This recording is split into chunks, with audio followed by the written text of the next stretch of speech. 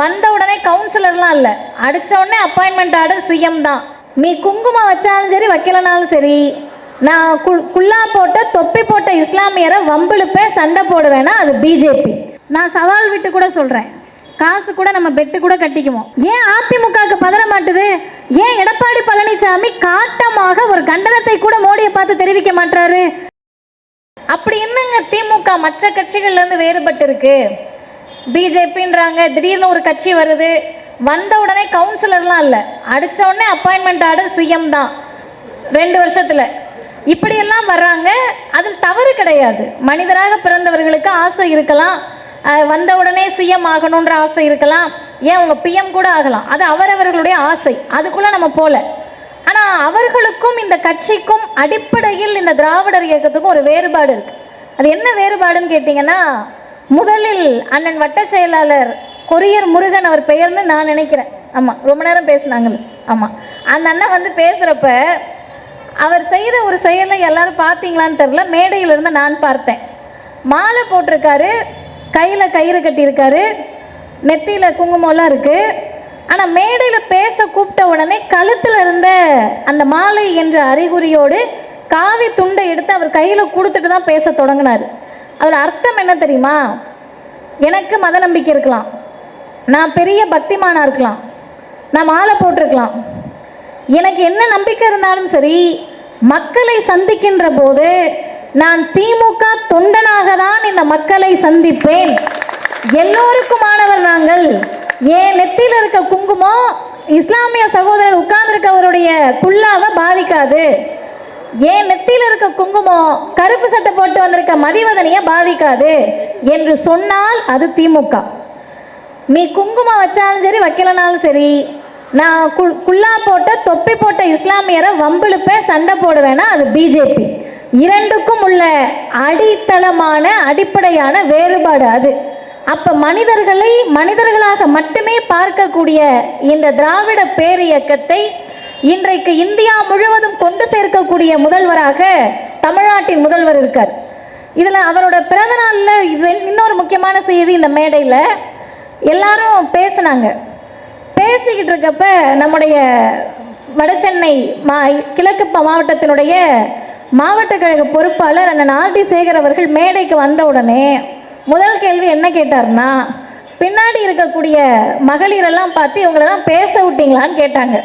அதோட அர்த்தம் என்னன்னா, நிறைய வருஷமா நம்ம தான்ப்பா பேசிக்கிட்டு இருக்கோம், பெண்களை பேச விடுங்கள் என்று சொல்லுவதற்கு இந்த இயக்கம் தேவைப்பட்டது, திராவிடர் இயக்கம் தேவைப்பட்டது, தந்தை பெரியார் தேவைப்பட்டார், பேரறிஞர் அண்ணா தேவைப்பட்டார், முத்தமிழறிஞர் கலைஞர் தேவைப்பட்டார்.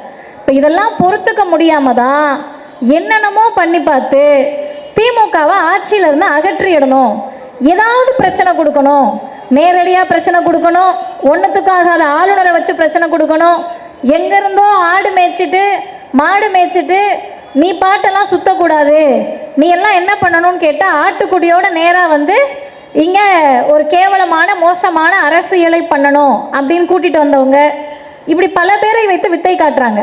ஆனால் தமிழ்நாட்டினுடைய முதலமைச்சருக்கு பெரிய சிறப்பு என்ன அப்படின்னு கேட்டிங்கன்னா, கட்டம் சரியில்லைன்னாங்க. அது எப்படி 12 கட்டத்தை பார்த்துட்டாராம் நம்முடைய காரைக்குடியில் இருக்கக்கூடிய இந்த காளிகளுக்கு தலைமை காளி அவர், காவி அவர் தான், தலைமை காளி அவர் தான். அவர் வந்து 12 கட்டமும் பார்த்தாச்சு சார், இவர் ஸ்டாலின் முதல்வராகிறதுக்கெல்லாம் வாய்ப்பே கிடையாதுன்னார். இன்னொருத்தர் பிஜேபியிலேருந்து சிஎம்லாம் ஆக முடியாதுங்க அப்படின்னார். அதிமுகவுடைய முன்னாள் அமைச்சர் விஜயபாஸ்கர் அவர்கள் முதல்வர் கேண்டிடேட்லாம் முடியாதுங்க, அவர்னாலலாம் முடியாதுங்க அப்படின்னாங்க.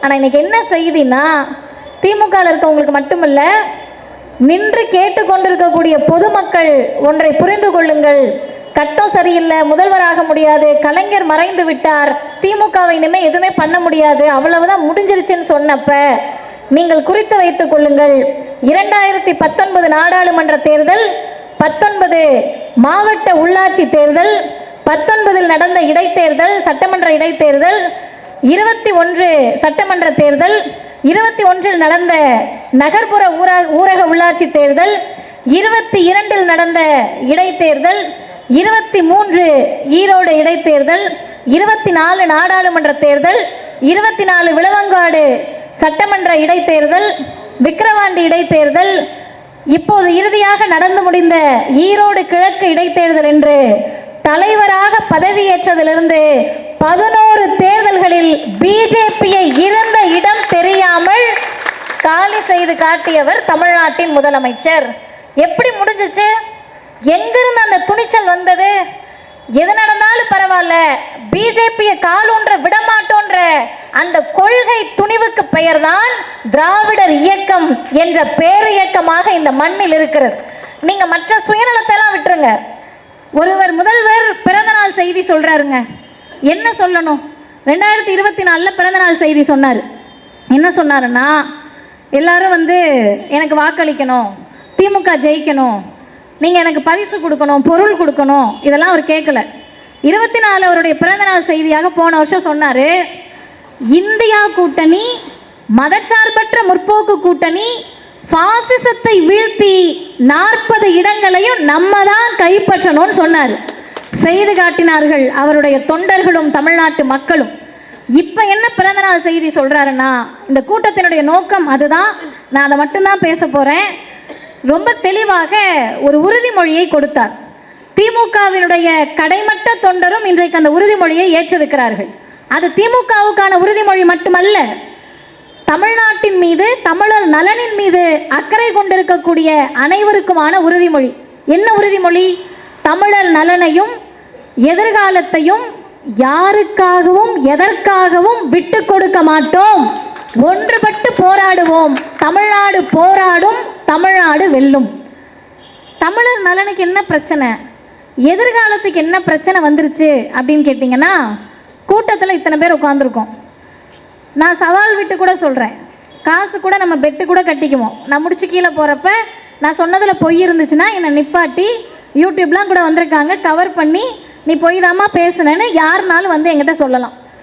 என்ன அப்படின்னீங்கன்னா, இங்கே ஒரு குழந்தை வச்சுட்டு ஒரு அக்கா உட்காந்துருக்காங்க. இவங்க தொடங்கி யாருனாலும் கடைசியில் நிற்கிறவங்க வரை உங்கள் எல்லார்கிட்டையும் எதுக்குங்க இவ்வளோ கஷ்டப்பட்டு வேலை பார்க்குறீங்க, உங்களுக்குலாம் என்ன தான் வேணும்னு கேட்டால், இங்கே இருக்க ஒருத்தர் கூட ராயபுரத்தில் பெரிய வீடு வாங்கணும், கார் வாங்கணும், அம்பானி அதானி மாதிரி ஆகணும், அது மோடி ஆட்சியில் அப்படிலாம் நம்ம சொல்ல முடியாதுன்னு வச்சுக்கோங்க. பல்லு விளக்குற பேஸ்ட்லேருந்து சோர்லேருந்து போடுற துணி வரைக்கும் ஜிஎஸ்டி, அதனால் அதெல்லாம் விடுங்க. பணக்காரர் ஆகணும், அதான் சம்பாதிக்கணும்னு சொல்ல மாட்டோம்.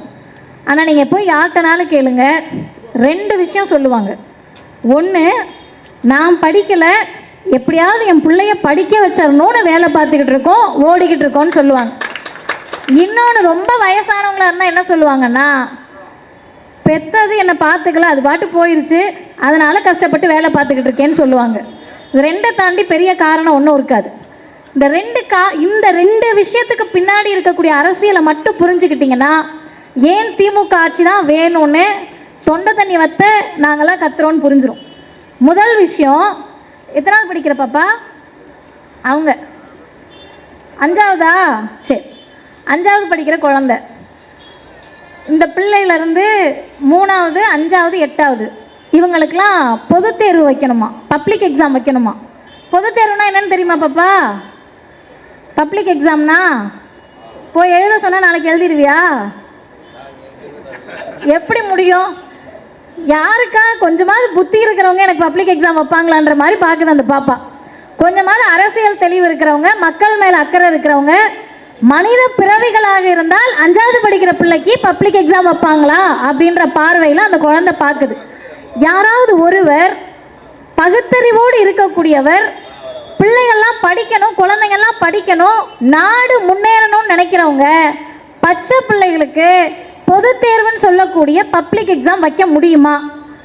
உடனே என்ன சொல்லுவாங்கன்னா, அப்பயும் உங்கள் பிள்ளைகளுக்கு திறமை இல்லையா, தகுதி இல்லையா, எழுத முடியாதான்னு கேட்பாங்க. அதுக்கு தான் ஐயா பெரியார் சொன்னார், பள்ளிக்கூடத்தில் கொண்டு போய் பிள்ளைகளை விடுறதுக்கு காரணமே தகுதியை வளர்த்துக்கணும் தான். ஆனால் என் பிள்ளையெல்லாம் பள்ளிக்கூடத்துக்குள்ளே வர்றதுக்கே தகுதி வேணும்னு கேட்டேன்னா அதை விட அயோக்கியத்தனம் ஒன்றும் கிடையாது என்று தந்தை பெரியார் சொன்னார். இன்னைக்கு அந்த அயோக்கியத்தனத்தை தான் பிஜேபி, மோடி செய்து கொண்டிருக்கிறார்கள். ஏன் இவ்வளோ கடுமையான வார்த்தையை சொல்கிறேன்னு கேட்டால், விதைத்தவர்களுக்கு தான் அந்த அறுவடையினுடைய பயன் தெரியும். கடைசி மூச்சு வரை தந்தை பெரியாரும் பேரறிஞர் அண்ணாவும் முத்தமிழறிஞர் கலைஞரும் எப்படியாவது படிச்சிருங்கன்னாங்க. கலைஞரை பற்றி ஏன் இன்றைக்கும் நன்றியோடு நினைவு கூறுறோம்னா, தாத்தா படிக்கல, பாட்டன் படிக்கல, பாட்டி படிக்கல, அப்பா அம்மா படிக்கல, நீயாவது படின்னு சொல்றப்ப ஸ்கூல் தூரமா இருந்தா போக மாட்டேன்னுங்க. பெண் பிள்ளைகளுக்கு பாதுகாப்பு இல்லைங்க. ஆம்பளை பிள்ளைங்க ரொம்ப தூரமா இருந்தா பாதி வழியிலேயே ஓடி போயிடுறானுங்க, விளையாட போயிடுறானுங்க. கிட்ட ஸ்கூல் இருந்தால் தான் போவாங்கன்றப்ப 1 கிலோமீட்டருக்கு ஒரு தொடக்கப்பள்ளி, 3 கிலோமீட்டருக்கு ஒரு நடுநிலைப் பள்ளி, 5 கிலோமீட்டருக்குள்ள ஒரு மேல்நிலைப் பள்ளி, 7-8 கிலோமீட்டருக்குள்ள ஒரு உயர்நிலைப் பள்ளி, மாவட்டத்திற்கு ஒரு அரசு கலை அறிவியல் கல்லூரி என்று தமிழ்நாட்டை திட்டமிட்டு செதுக்கியவர் முத்தமிழறிஞர் டாக்டர் கலைஞர். அதன் விளைவுதான் இன்னைக்கு நமக்கு பதறுது. ஏன் அதிமுகவுக்கு பதற மாட்டுது? ஏன் எடப்பாடி பழனிசாமி காட்டமாக ஒரு கண்டனத்தை கூட மோடியை பார்த்து தெரிவிக்க மாட்டாரு? இந்த பிள்ளைங்களுக்கெல்லாம் இந்த பொது தேர்வு வைப்பாங்களா, அதுக்கு பேர் புதிய கல்வி கொள்கையா? இதை ஏமா இப்போ சொல்லிக்கிட்டு இருக்கேன்னு கேட்டா, இந்த புதிய கல்வி கொள்கையை ஏற்றுக்கிட்டாதான், மும்மொழி கொள்கையை ஏற்றுக்கிட்டாதான் தமிழ்நாட்டுக்கு வர வேண்டிய 2152 கோடி ரூபாய் காசு கொடுப்பாங்களாம். இப்போ நம்ம என்ன கேட்குறோம்னா, மும்மொழி கொள்கை 3 மொழி படிக்கணும். இங்கே இருக்க நம்ம எல்லாத்துக்கும் ஆசையாக இருக்கும். நம்ம பிள்ளை தஷ் புஷ்ன்னு இங்கிலீஷ் பேசுகிறப்ப நமக்கு ஆசையாக இருக்கும். அதே நம்ம பிள்ளை ஃப்ரெஞ்சு பேசுச்சுன்னா இன்னும் ஆசையாக இருக்கும். நம்ம பிள்ளை ஜெர்மனி பேசுச்சுன்னா நமக்கு ஆசையாக இருக்கும். நம்ம பிள்ளை இன்னும் எந்த வெளிநாடுகளில் இருக்கக்கூடிய மேலை நாட்டு மொழிகள்லாம் பேசினா நமக்கு ஆசையாக இருக்கும். யாரும் இல்லைன்னு சொல்லலை. ஆனால் ஏன் தமிழ்நாடு மும்மொழி கொள்கை வேண்டான்னு சொல்லுதுன்னா 2 காரணம். ஒன்று, எல்லாம் சமத்துவமாக உட்காந்துருக்கோம். பேசக்கூடிய மதிவதனி என்ன சமூகம்னு உங்களுக்கு தெரியாது. உட்கார்ந்துருக்க நீங்கள்லாம் என்ன ஜாதிக்காரவங்கன்னு எனக்கு தெரியாது. மேடையில் இருக்கவங்களாம் இவங்க எங்காலு உங்காலு அப்படின்லாம் தெரியாது. இங்கே எல்லா மதத்துக்காரவங்களும் உட்கார்ந்துருக்கீங்க. ஆனால் மும்மொழி கொள்கையின் மூலமாக 3வது மொழியாக பிஜேபியும் பாசிச மோடி அரசும் திணிக்க நினைப்பது ஹிந்தியை அல்ல, சமஸ்கிருதத்தை. இந்த உண்மை யாருக்கு தெரியுதுன்னு கேட்டிங்கன்னா, ஐயோ ஹிந்தி ஹிந்தின்னு எல்லாரும் கதறிக்கிட்டு இருக்கிறப்ப ஹிந்தியை பார்த்து நம்ம பயந்துட்டோன்றாங்க. ஹிந்தியை பார்த்தல்ல, ஹிந்தியினுடைய பாட்டன் மொழி வந்தாலும் தமிழ் மொழியை அசைக்க முடியாது என்பது எல்லாருக்கும் தெரியும்.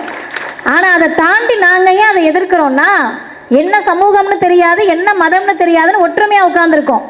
இந்த ஒற்றுமையை கற்றுக் கொடுத்தது பிறப்புக்கும் எல்லா உயிர்க்கும் என்ற தமிழும் வள்ளுவமும். ஆனால் நீ எல்லாம் ஜாதியா பிரிஞ்சிருக்கணும், மதமா பிரிஞ்சிருக்கணும். நீ மேற்பிறப்பு, நீ கீழ்பிறப்பு, நீ எல்லாம் சரிசமமாக உட்காரக்கூடாது, படிக்க வரக்கூடாது, செருப்பு போடக்கூடாது, தோளில் துண்டு போடக்கூடாது, பொம்பளை பிள்ளைங்கெல்லாம் பேசிடவே கூடாது என்று சொன்ன சனாதனத்தின் மொழி சமஸ்கிருதமும் ஹிந்தியும். எங்கள் பிள்ளைகளுக்கு நாங்கள் சமத்துவத்தை சொல்லிக் கொடுப்போமா, இல்லை சனாதனத்தை சொல்லிக் கொடுப்போமா?